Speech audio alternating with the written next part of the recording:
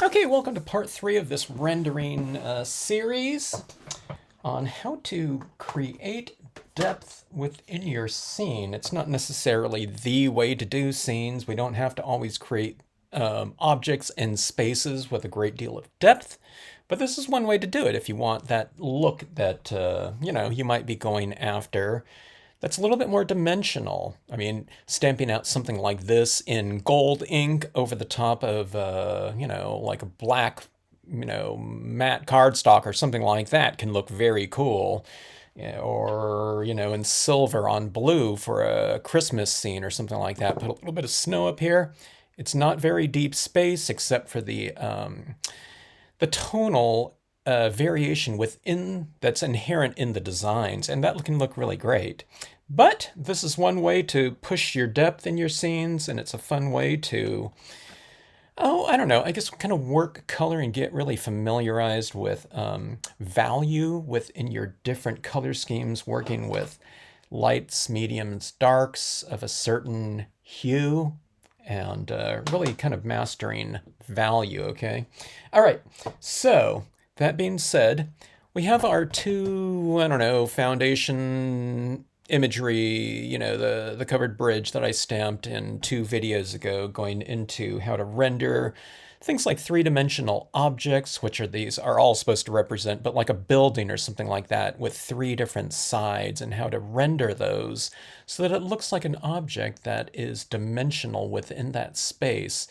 How to render kind of variation in your road so that it doesn't look like the same kind of mono value, let's say brown in this case with the dirt road aspect of it, okay? And then my second video that I just did yesterday, we talked about varying skies, okay, and how to create different variation and depth within those skies. And I thought we would combine the 2 different areas in these scenes right down here, and to finish them off. Okay, so let's just go with this one right here. Could go with either one of them, but let's finish this off into a complete design. Now, like I said, you could do something like this, kind of more like a sketchbook style, where you render something like that. You stamp out your quote stamp or something like that, your word stamp up there. That would look great. But let's create this as it might look as, an entire scene, like a photograph or something like that. It's not going to be photo real or anything like that, but just in terms of it being a complete scene taken from some, I don't know, location, you might say. Okay, so we're going to keep this one nice and easy again in terms of our imagery. Like I said, when you stamp out imagery like this, you can color some of the trees on the design itself, different colors, so that when you stamp them out, they're inherently different tones around in there, kind of giving you a head start for coloring. But you can also just stamp things out in black to give yourself kind of a base, kind of foundation by which to color, okay? So we're just going to do that right here. All right, now this one right here, we have this road coming down this way, right? So I want to expand this. Sometimes if you stamp it this low on the page, then you don't have to do additional areas down here. But I'm going to do it on this one because I stamped it up higher. So this is the grass texture stamp. The sedge filler works really fantastic for this one. This one just has a little bit of a larger kind of textural formation that represents grass that's closer to you. But like I said, you can just use the sedge filler here. There's a sedge filler in that comes with this set as well. But let's go like this and carry that texturing down this way. All right, see how I'm overlapping in here? No need to mask or anything like that. And we have all this grass filled in right here, okay? We have a road going out this way, continuing out. Let's go with the maple pear treetops like that, okay? And like I said, we'll just stamp this in black, keep things nice and, I don't know, kind of simple, in terms of creating our foundation. Let's go up here and kind of, you know, varying it a little bit. Yeah, I think about like so. How's that for a nice kind of background of trees in there? All right, so we have our areas to fill in there, but now let's fill it in up in the sky with some additional tones. I thought we would go with this one right here. All right, so let's just use the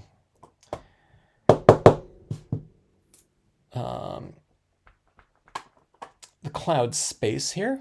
All right. Now, on this one, I am going to stamp it out in color. I mean, you can stamp it out in black, but it gives it a little bit more of an ominous tone, like you know, maybe stormy weather's ahead or something like that. Which you can do. I think that'd look great. But let's keep things nice and light in this case. And I'll just go with this Bahama blue. It's kind of a medium blue. All right. I'll stamp it out like so. You can even just stamp it out like that and leave it like that. I think that looks pretty good just as is. Cloud space, as I mentioned in my previous video, kind of represents a negative space area. And the white areas are the clouds like that. I'm going to leave this little space empty in there just so I can add in a little bit of color tone, well, you know, without anything else. Okay, so that is that. Let's start rendering. We have a little bit of tone in here to fill it in with our colors and whatnot. So, I'm debating here. These are a little bit wet right here. I just re-inked my black ink the other day. So there's probably a little bit of residual moisture on this, even though this semi-gloss paper does absorb a lot of the ink fairly quickly.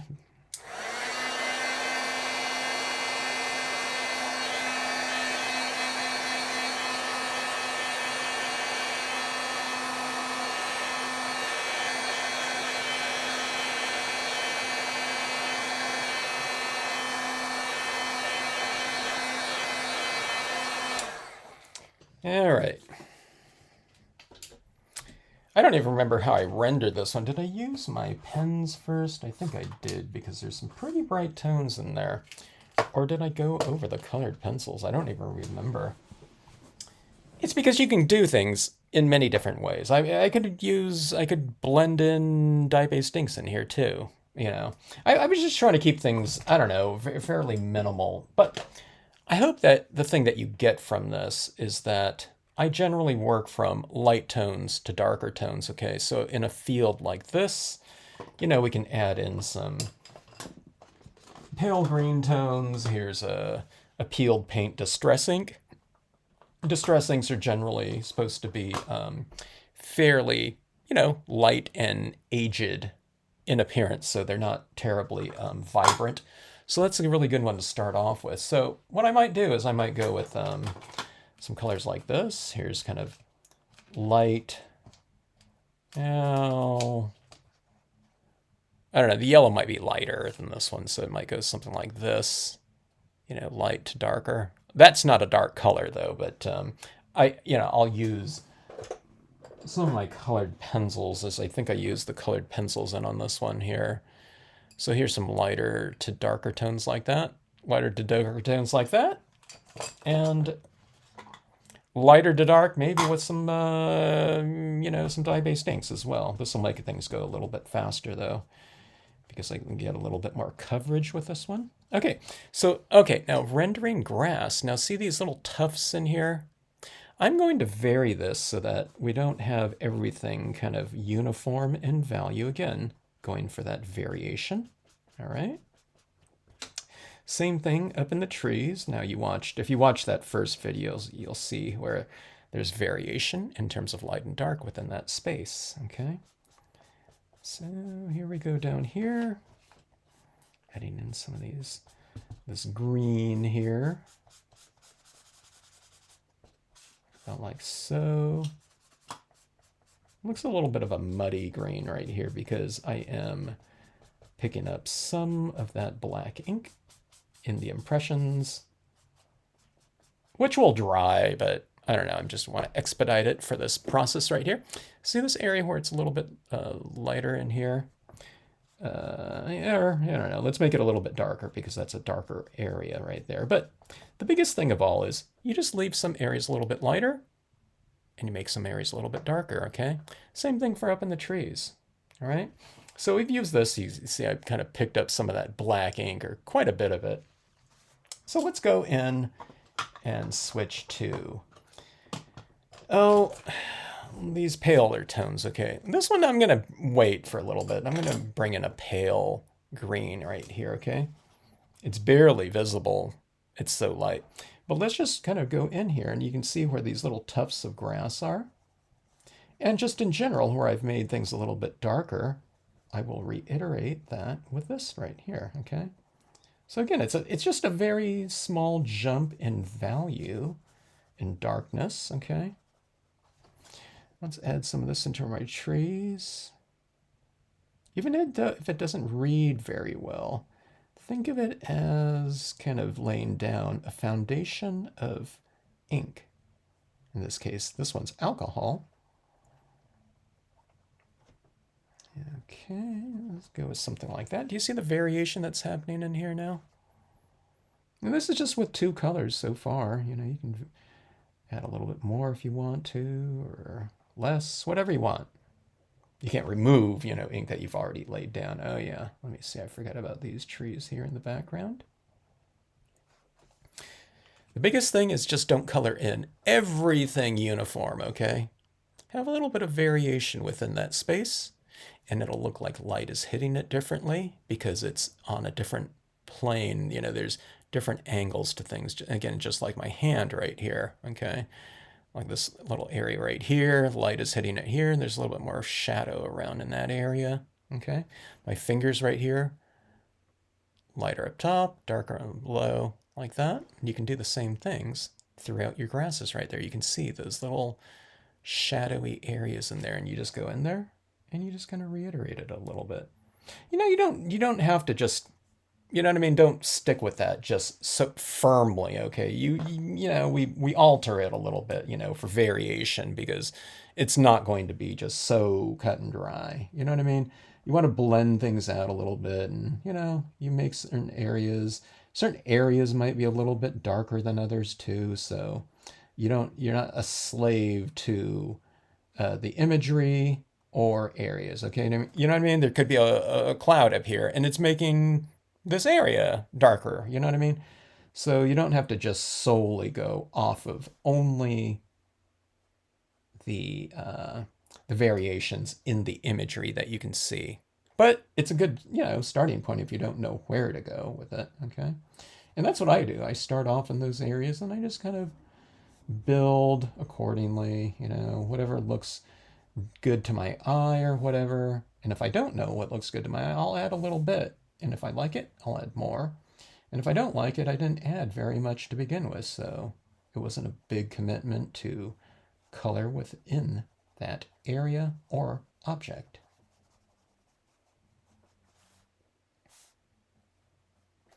All right, so see those little undulations in there? Now that has to be blended out. That doesn't look great, okay? Here we go with some yellow in here. Really bringing in some kind of bright tones into this area.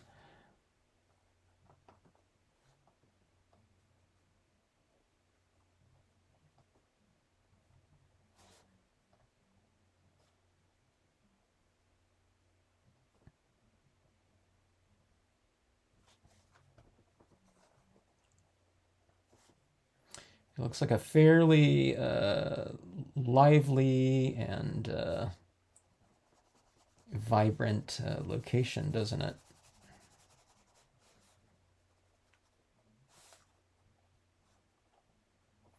All right, that was that green.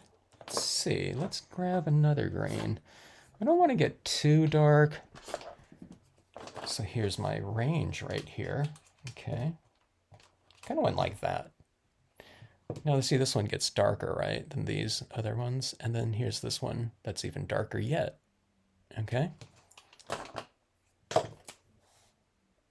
I don't color, a lot with, solely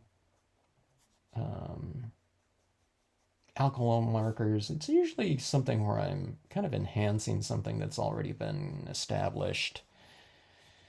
Dye-based inks or something like that, and I just go in a little bit with, or a lot with the alcohol markers, but I don't know, they can make quick work of a lot of things. Let's see, this one's kind of more an olive tone right here. I'm kind of going in and seeing where those darker areas are in the design, adding this in. It's quite a bit of a change, so what I'll do is when you go with the darker one, you go back in with one of the lighter ones and just kind of blend it out a little bit.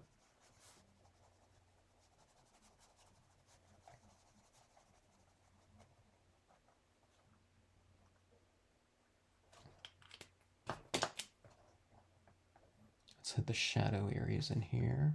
I don't think I used this color at all before on this one, so I'm kind of utilizing this and bringing a little bit more continuity into the scene by bringing this into these other areas here. I use some other colors in there too. It looks like a little bit of a brighter yellow was used in this area previously, so let's add a little bit more of that one. See that right there? Kind of really makes those trees kind of glow, doesn't it? So, I mean, this is an instance where I'm going back in with a brighter tone and lighter one too, just, to bring a little bit more of a, like I said, continuity to this area. Let's bring a little bit of this, down in here and the grasses too. Making some of these areas a little bit brighter, like that. Kind of makes your grasses kind of glow a little bit, doesn't it? Like that. But see these little undulations in here? And again, I think it really represents very well space within this whole scene like that. All right, now let's do something else in here. Let's bring in some textures for our road. Here's some different brown tones, okay? Not a huge difference in terms of values, but maybe something like that. Ooh, this one's burnt umber. I thought I had a little bit of red to it, but let's add some tones down here. Now we have this whole road down here that's fairly uniform. And like I said, like a distress ink down here would be really good. Oh, an antique linen or walnut stain. Now let's go ahead and try that out here.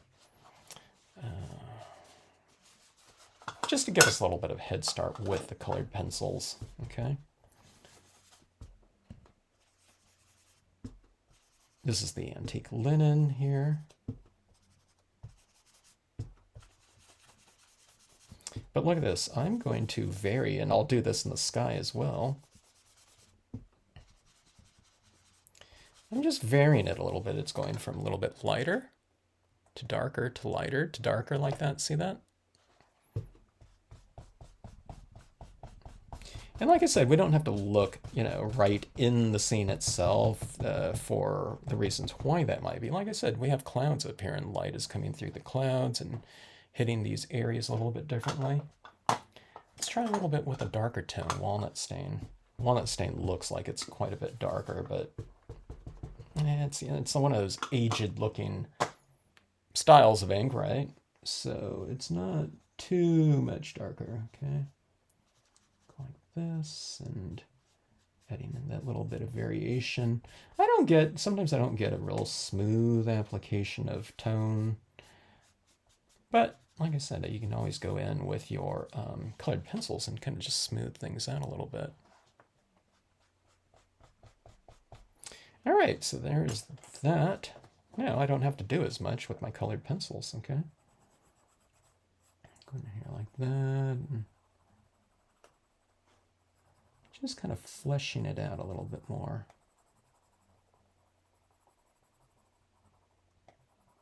There are some textures on this road. Maybe I should bring in a little bit more pebbly texture in here with some... Oh, there's one stamp that I keep ink on at all times, which is these tiny rocks. And I should really do it now before I color in with the colored pencils. Sometimes it's hard to get a good impression with dye-based ink over, you know, waxy colored pencil application. That's if I can find my, my black pad. Where did my black Marvy pad go? Oh, here it is underneath my distress ink. But as I was doing it, I was thinking, let's go with the dark brown here instead. Okay, so adding in these little rocks like this.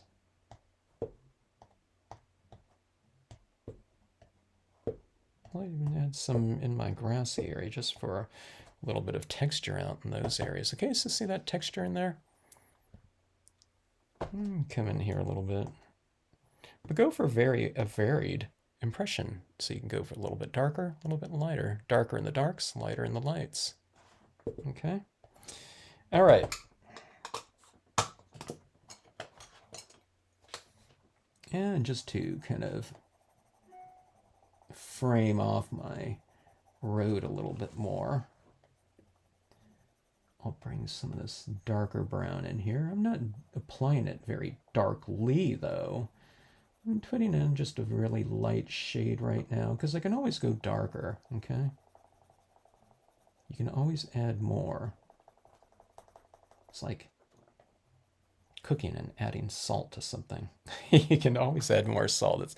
It's kind of hard to take it out unless you dilute it or, you know, some kind of thing or something like that. But you usually don't want to do that. Okay, so going on with this, another brown in here. Okay. Kind of adding a lot of this brown right around the edge right here of the road. Kind of a little bit of a separation between grass and dirt. You know, maybe the grass is casting a little bit of a shadow around there.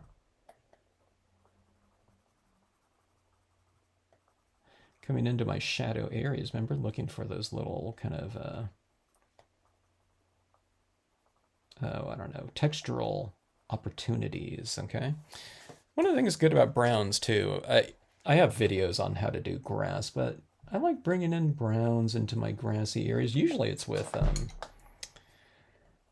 other dye-based inks, but you can do it with colored pencils or something like that, provided you're working on a surface that will accept colored pencils. Like a glossy doesn't accept colored pencils so well.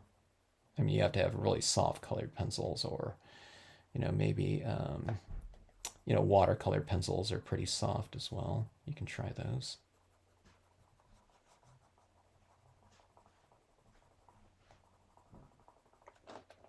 All right, but look at this variation in here.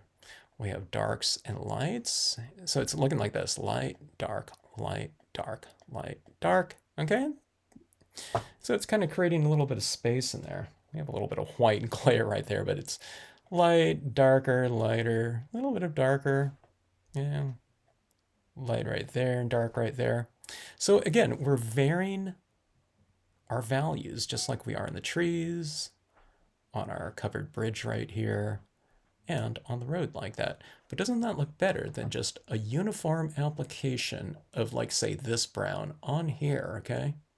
It looks different. It looks like there's light hitting this in different areas, creating space in here. We're saying that this area down here is different from here. So it creates a little bit more of an illusion of space. And when you do it on here, it says that, you know, there's like tufts of grass that are clustered and rounded and whatnot by having that present. Okay, let's see if we can do something of that same spirit, but let's do it in the sky now, okay? Let's see. I don't want any of this brown leaking out onto my sky area. Let's go like this. All right. I think that's my manganese blue. Let me try something here with this manganese blue. I haven't used this manganese blue in a long time. It only comes in pen form, but it's one of my favorite blues of all time. Marvy might be discontinuing their 1500 series of pens, but sometimes this is how we used to color things. We used to put it on with a stamp called the tonal applicator. Some of you have that. I don't use that too much. It's a good tool, but it just using kind of a sponging methodology with things is a little bit more intuitive for people, you know. Okay, so adding this in. That's really dry on there. I needed a little bit more ink. Let's go with a re-inker here with some of the summer sky, like I did this afternoon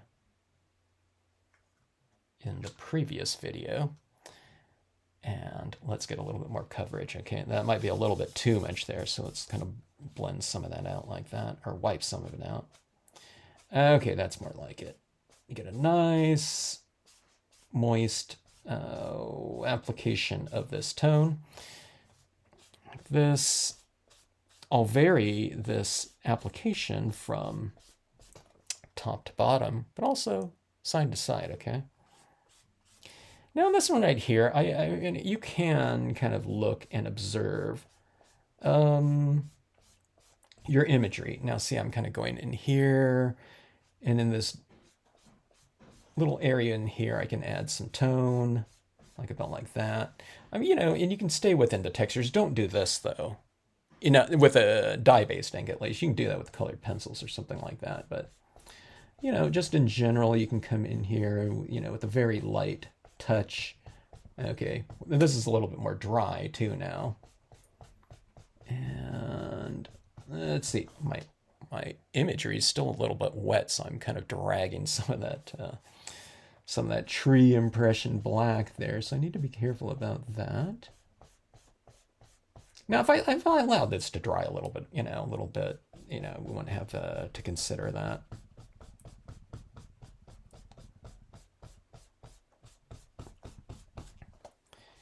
Okay, you see that nice variation in there. We have our lights and darks within that space right there. I mean, you don't have to do a whole lot to that area up there. Oh, I like to bring in some of this blue tone into my landscape as well, but I don't want it blue. I just want a little tinge of that color, okay?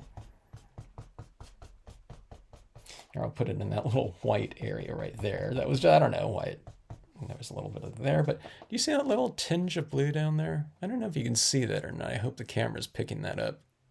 Or whatever device you're watching this on, you can see that. But that little tinge of blue kind of, it mimics what's going on up in the sky. A little bit on the rooftop there. I don't remember if I did that in the previous video. But, you know, you can also, if you have some really pale versions of like a blue. This is a cool gray right here. That's practically blue. This one's pale blue. Yeah, this is pale blue right here. It's barely visible, but you can go in and color, you know, something like this, you know, with the pale blue. Like I said, it's barely visible. Trust me, it's not dry. It just came like that, you know. Okay, this is a little bit of beige. Okay. It's very light, but I don't know. Do I want to fill in that? I don't want to fill in too much of this area, but let's give this a little bit of a warm tinge in here, okay, in some of these lighter areas, okay? Like that. Do you see that right there? I don't know if you see a little bit of warm tone kind of in there, like about like so. Okay, I'm dragging some of my inks, some of my greens out of my trees that have been just freshly applied, but there's a little bit of that beige up in the sky like that, okay? Yeah, let's add a little bit down here in this road as well.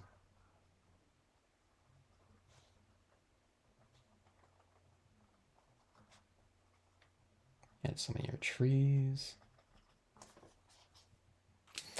All right, let's go back to that. Do I have a super pale pinkish tinge?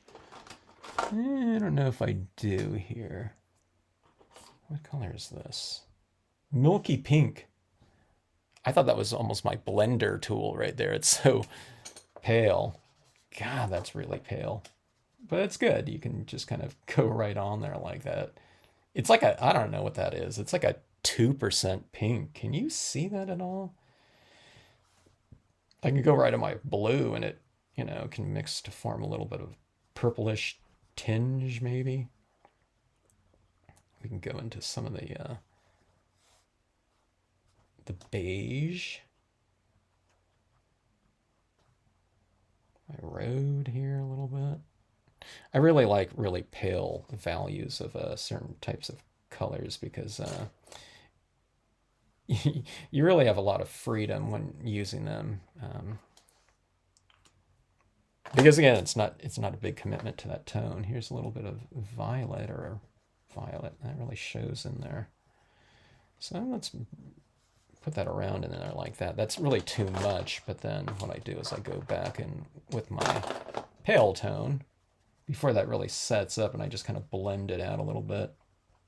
It's not blending like Yupo paper or something like that, but if you hit it fairly quickly and if you had some other tones already kind of laid down there, you can kind of blend it out for a little bit of, time. It works better on like a glossy cardstock or something like that, though, where it doesn't absorb into the paper quite as fast. All right, so there's some of that, but we're getting some little bit of variation in the sky. That's not varied enough for me, though. So let's hit it with a little bit more stronger value up here. And I'll bring in some foreground imagery, too, in here.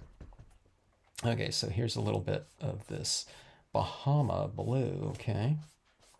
And this is the same color that I stamped my imagery in, so it'll relate to the imagery very well. It'll look differently because I'm not applying like a completely saturated application of it. I'm just going for this version of it, which is much lighter than, full saturation like that. But again, it's the same color, so it definitely relates.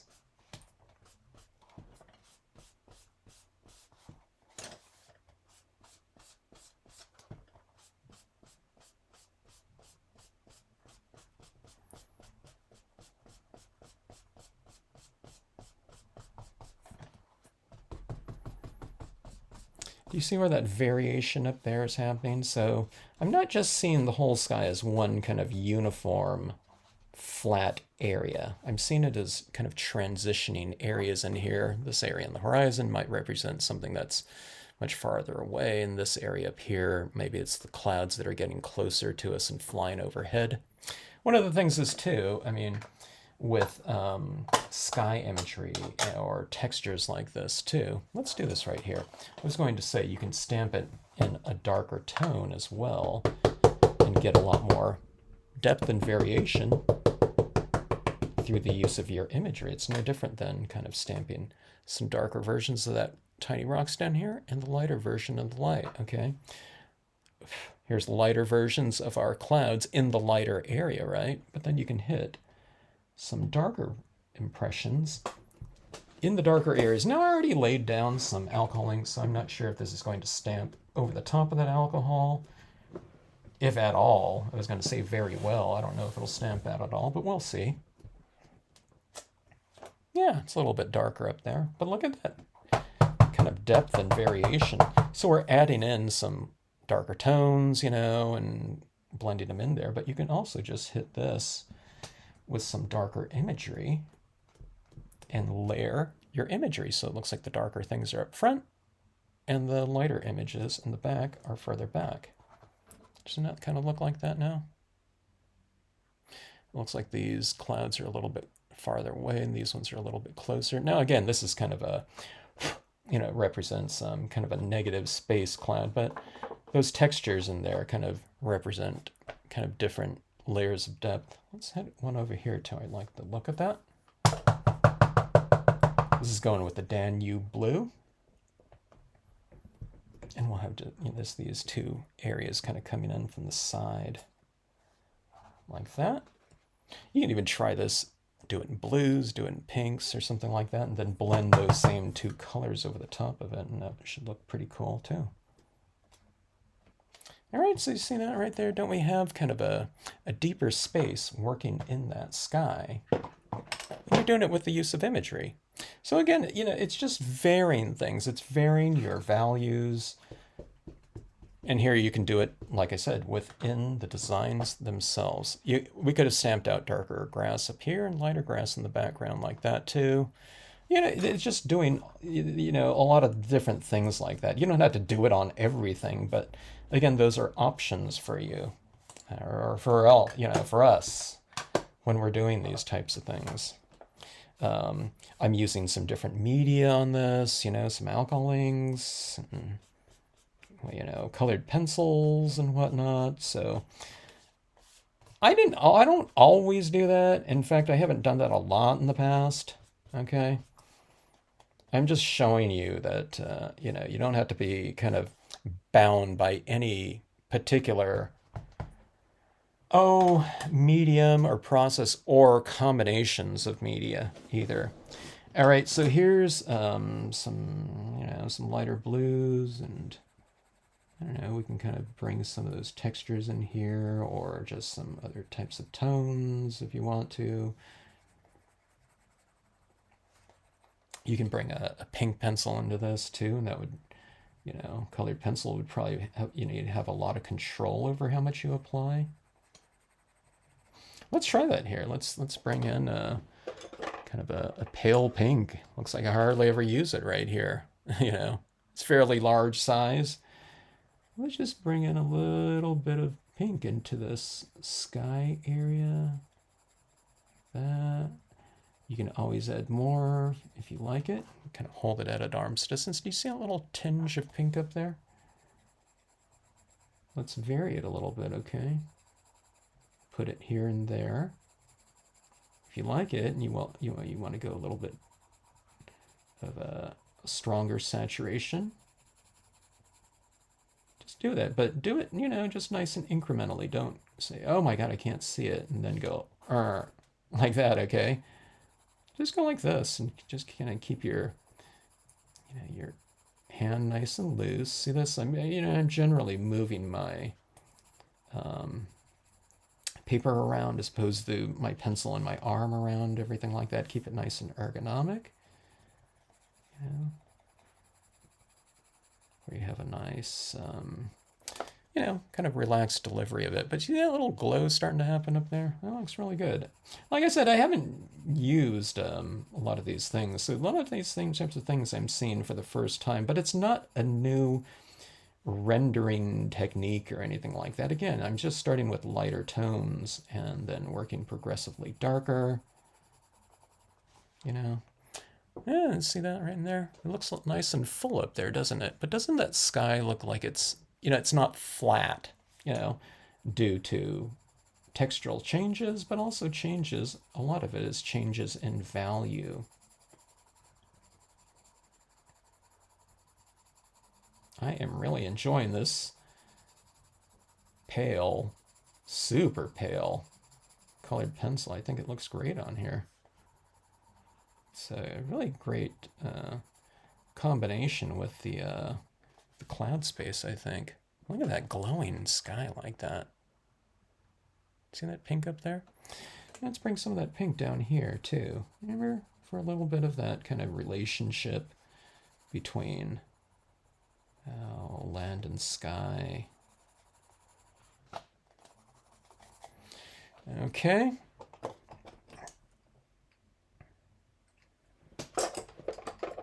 I'm really tempted to add in like a fence in here. I always do that. Maybe I shouldn't do it on here.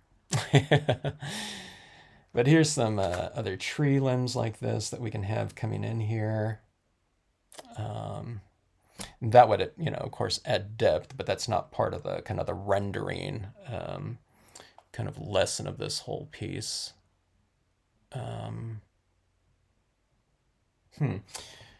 That would look good with a little quote up there too. I'm thinking about ways to finish this piece off, but I don't know. I know this is a rendering video. So let's stick with that right now. Okay, so let's go in with some highlighting here. Let's pick out some light and then a a medium green like this, and let's utilize that in our additions in here, okay? We'll probably use some of the white too.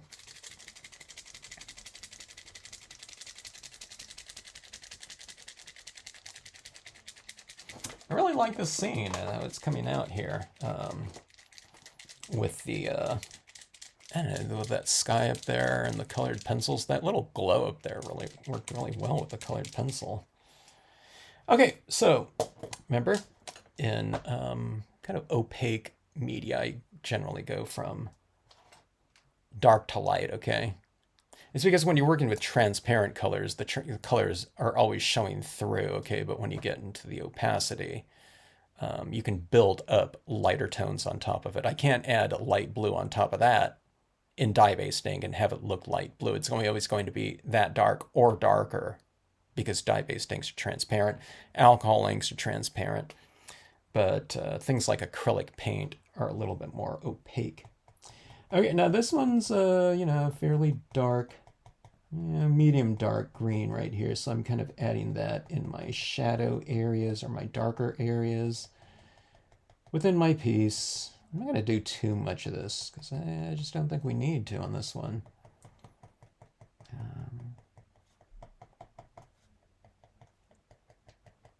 I guess I've concentrated. I've kind of focused on the retention of light. Being that this is a rendering video, so I was a little bit more careful. A lot of times I'm not, and what I do is I just kind of redefine everything with the pens. But there's already a lot of that definition already in there, so I don't have to do that. All right, let's go with the yellow-green color here.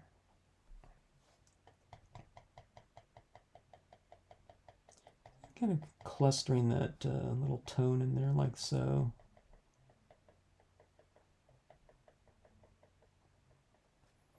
So I'm kind of highlighting there. This is a light color, so I'm adding this on the tops of the tufts.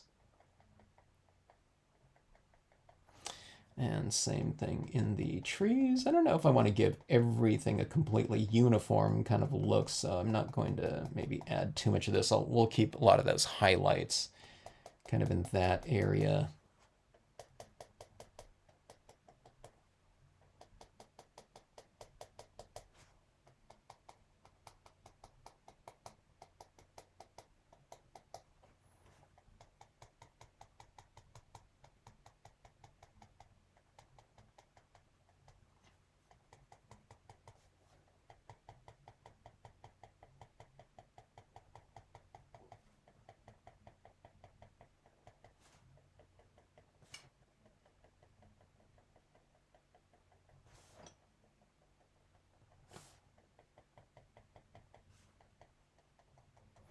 All right, and that is enough of that one there.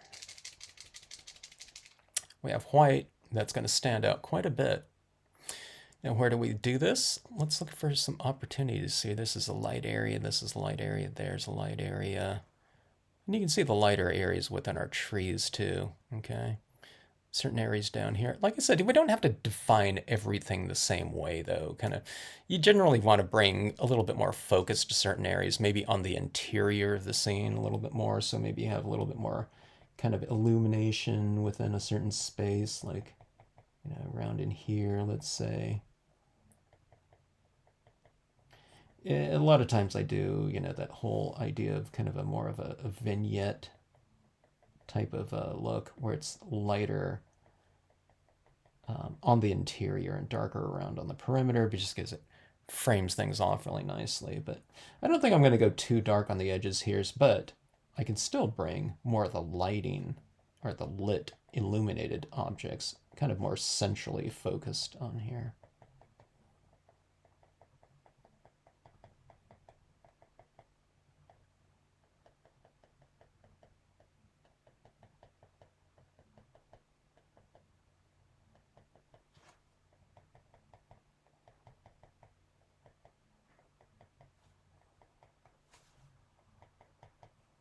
It's kind of bringing this whole kind of meadow together, isn't it?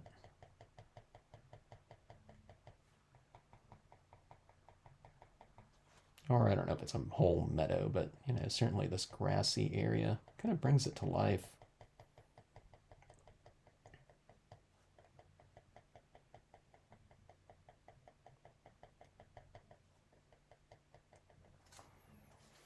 Okay, let's see.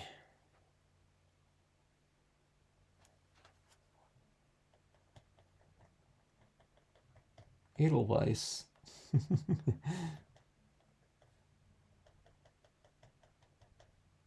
These could be highlights here. It could be little, you know, little flowers down here in the meadow, in the grasses. Let's add a little bit of texturing on our roadway here.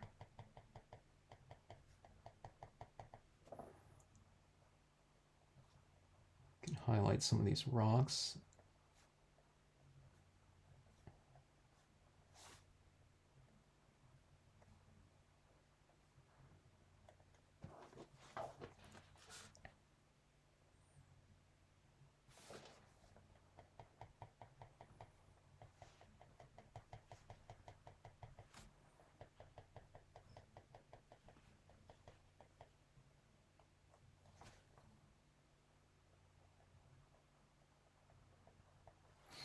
All right, so we have that.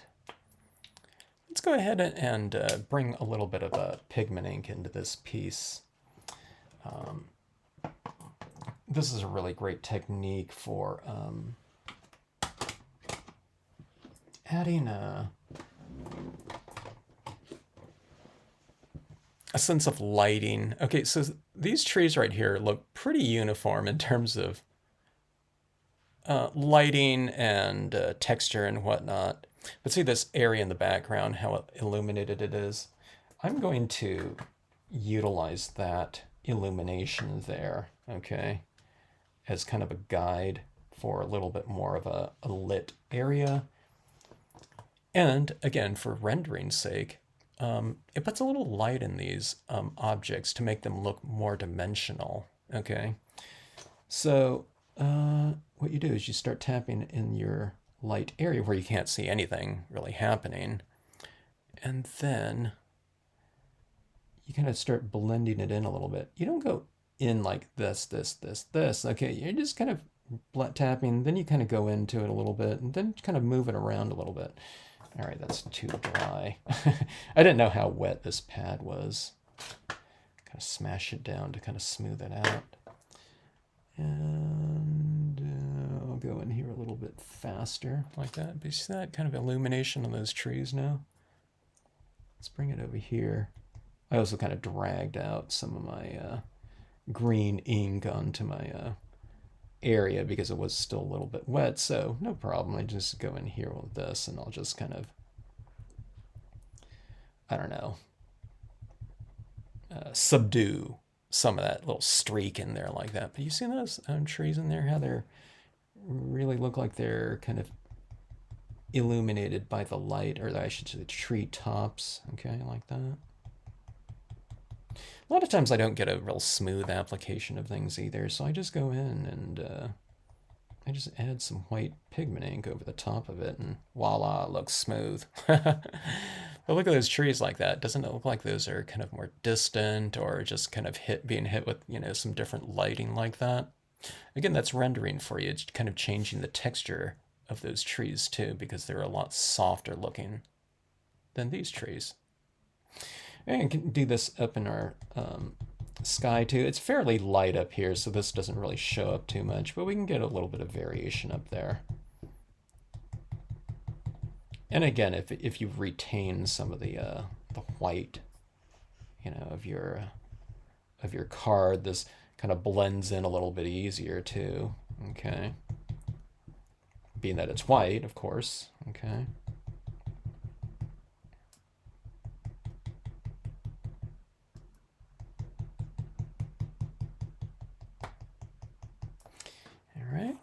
There's that. Let's bring a little bit of this mist into the scene here too. See, this is a light area down here. So I'll come up a little bit with this, like about like that, and it looks like, you know, there's a little bit of a difference in a change in lighting right there, you know, due to the light kind of hitting that mist and it's illuminated. So it looks like, you know, a different area like that. When there's a different texture, you're altering it. You're varying it from this area, for example, or the area right next to it. So you're creating distance with the use of a little bit of a different texture and lighting. And again, that's what all this is about. Just differences and varying our lighting in certain areas.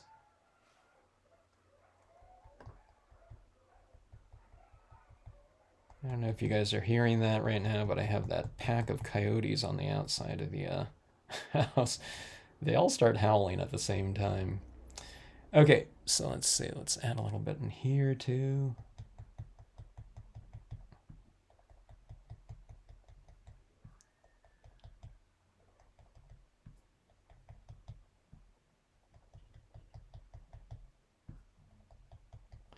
All right. See that little area back there? Doesn't that look cool? Doesn't it look like it's a different distance now than it used to, okay?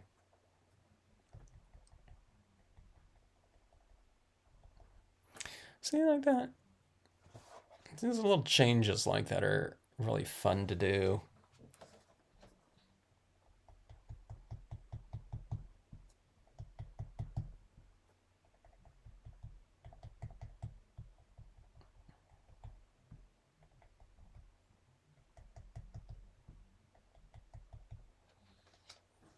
A little bit in front of the covered bridge. All right. There we have it. And let me do one more thing on here. I can't resist. I think it'll look pretty cool on here. Let's go a little bit with the VersaFine Clair, or a StazOn or something like that. I'm going to go with the Clair because that's easier to clean off than the StazOn, and the VersaFine Clair is a pretty good performer. Let's go with a little bit of reeds here and add a little bit more variation. This is grass down here, right? So this is like the closest grass to us. This is the reeds large stamp like that.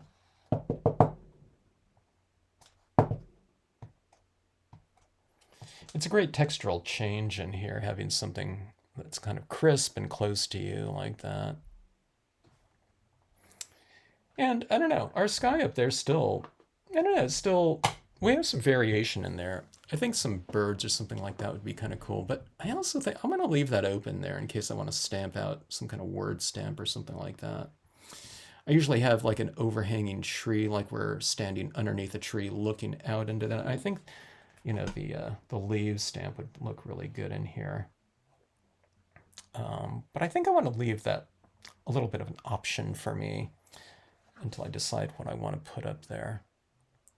Could be birds, a quote, and those leaves too. There's plenty of space up there for sure, but I want to keep this as a kind of a rendering based video, instructional video. Okay, so let's just do a little bit of recapping. See this grassy area down here? There's a lot of change in values in there, right? And there's change of in intensity too, so it's not just all one tone of grass. Now you don't have to use so much different media in there like I did. I used some dye-based inks, alcohol pens, colored pencil, I think, acrylic paint pens in there.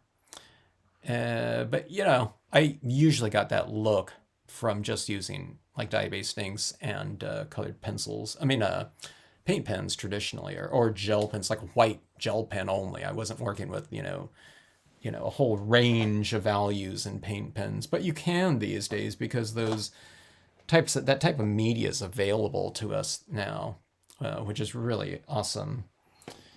And oh gosh, I can't resist here. Let me do.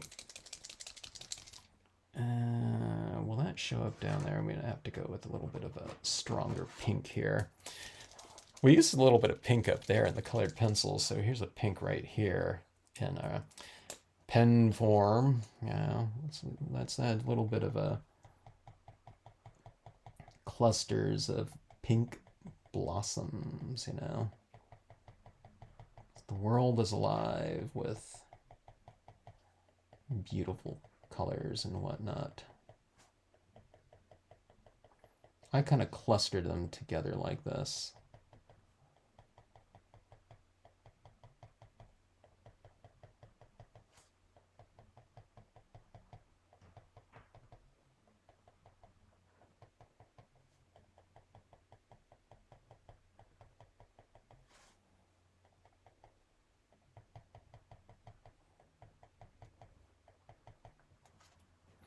All right, so there's a little bit of pink in here too. Why not?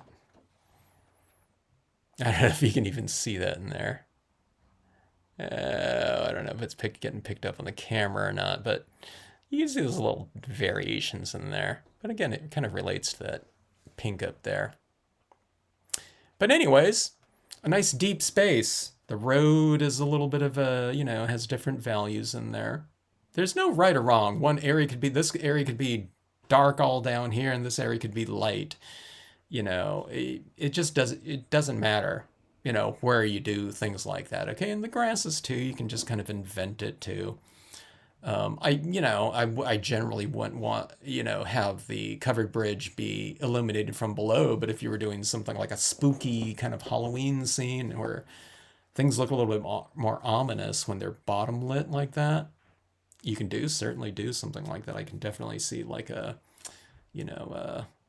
Headless Horseman, the Legend of Sleepy Hollow, like that Disney show where there's that covered bridge involved, where you can make, your covered bridge kind of like a, spooky entity looking thing, where the, I don't know, whatever the Headless Horseman comes running out of.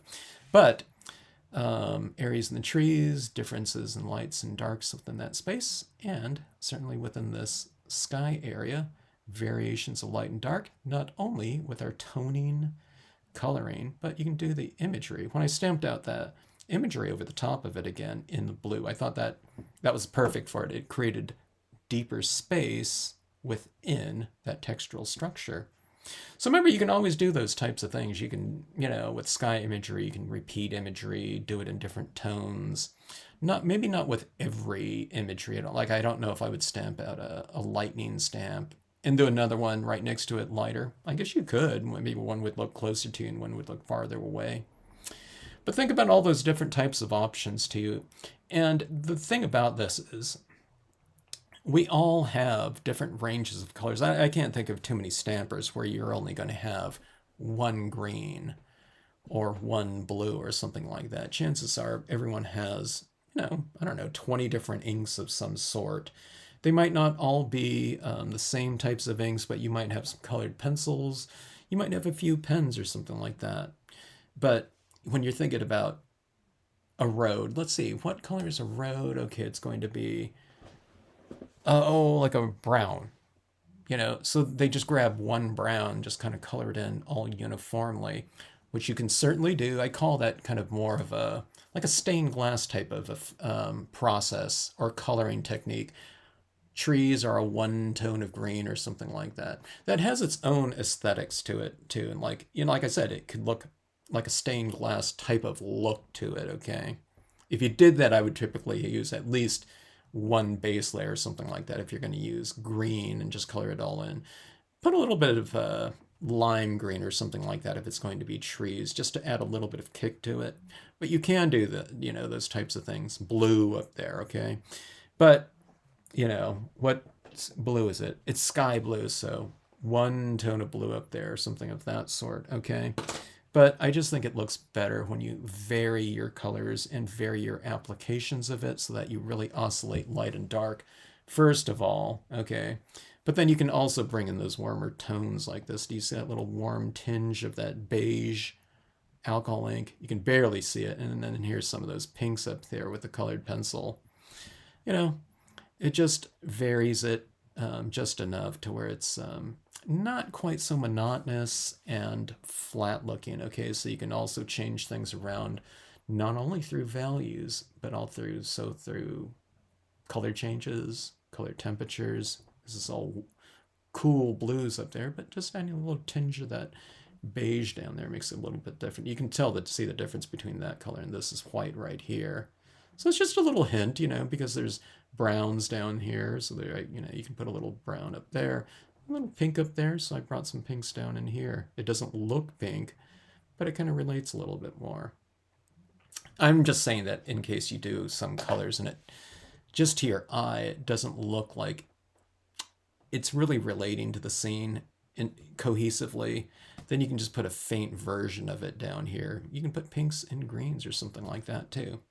But again, that's your rendering of this scene right here. I think I want to finish off this one too, but I was thinking about doing more of like a sunset type of coloring scheme in here. Maybe we can do something else within the sky. I was thinking about doing something like this, but doing like a night sky up there. I've rarely combined kind of themes like that, you know, where this is pretty much a daytime scene because you can see all the changes in color or something like that. And then I, you know, put like the Milky Way up here or something like that. I thought that could be cool too. This one right here, I'm looking at that too, and that would be really cool. It's just a little quote stamp or something up there too. I don't know.